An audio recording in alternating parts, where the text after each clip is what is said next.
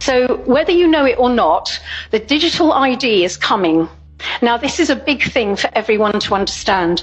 Digital ID is really a way the government will actually have all your data in one place. And they're bringing this in by December this year. This is really serious. And then they want the CBDCs after that, the Central Banking Digital Currencies. Now, this has got nothing to do with being green. It's big business. It's massive business, because underpinning this whole agenda are literally capitalist stakeholders. Now, this is what's worrying, is that this whole green agenda is based on top-down control of us, we the people. And unfortunately, people who literally glue themselves to buildings, bless them, they've got our best intentions at heart. They're barking up the wrong tree. They're actually supporting the people who want to imprison us. It's about destroying our rights and freedoms. And you know, Ian, you're a butcher. Look down that list. By 2030, they want to get rid of meat and lamb and everything. You know, this is ludicrous. This is all being done without our consent. All of this is in place.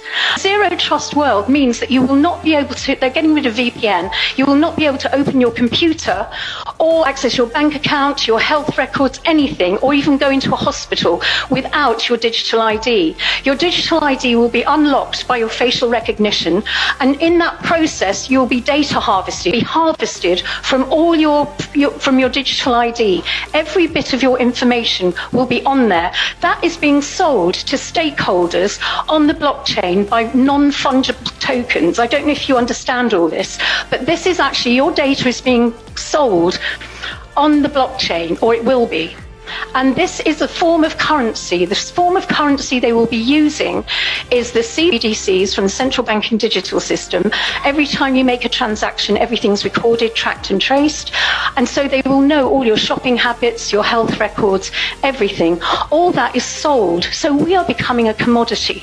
Us human beings will become a commodity. And that is what the global enslavement is about. And we have to be really careful, because it's all tied up with the 17 goals, and it's implemented by the United Nations. If you think the United Nations are our friend, you are wrong.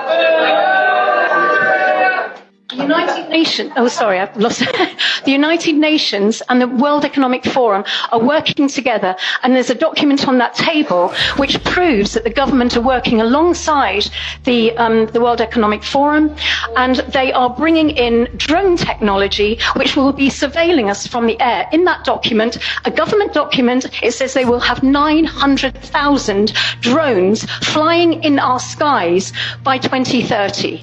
They're already here. Well, we know they're here, but we're not seeing 900,000 of them. But you know, this is a bigger picture that we have to look at and stop this absolute march of AI technology that is actually there to control us, enslave us, turn us into a commodity, and restrict our movement, and turn us into a prison planet. Because the digital ID will actually stop you. It's like the Chinese social credit system. You will be stopped from doing things or saying things if your credit score isn't right.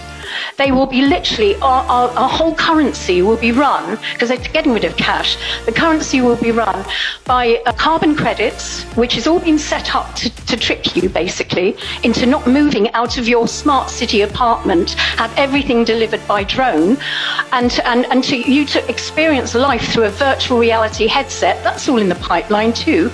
So we need to really work out, is this a world that we want our children to grow up in, and our grandchildren? Please, can we have an open and honest debate about this and about your green policies? Because it's not green, and it's not democratic, and it is actually working against us. It will enslave us. Your green policies will enslave us. Obviously, we all want a beautiful planet that isn't polluted. We can deal with that without the top-down control and the AI. And that's what we need to strive for, is a beautiful green planet, properly green, not astroturfed. And we must understand the whole thing with CO2 in this, because even I, as a kid, was taught that CO2 is the gas of life. It makes things grow.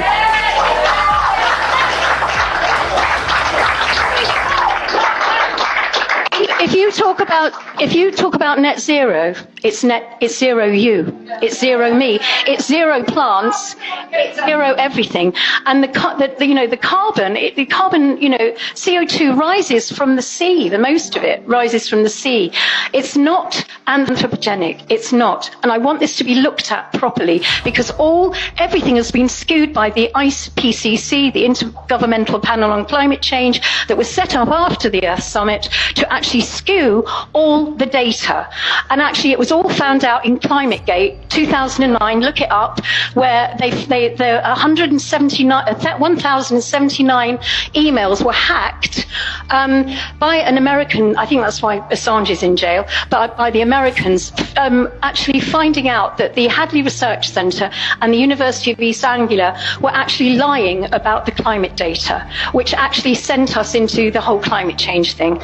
So we need to, and also the Club of Rome have admitted that they've created climate change to make humanity if you like, the scapegoat, and make us the enemy.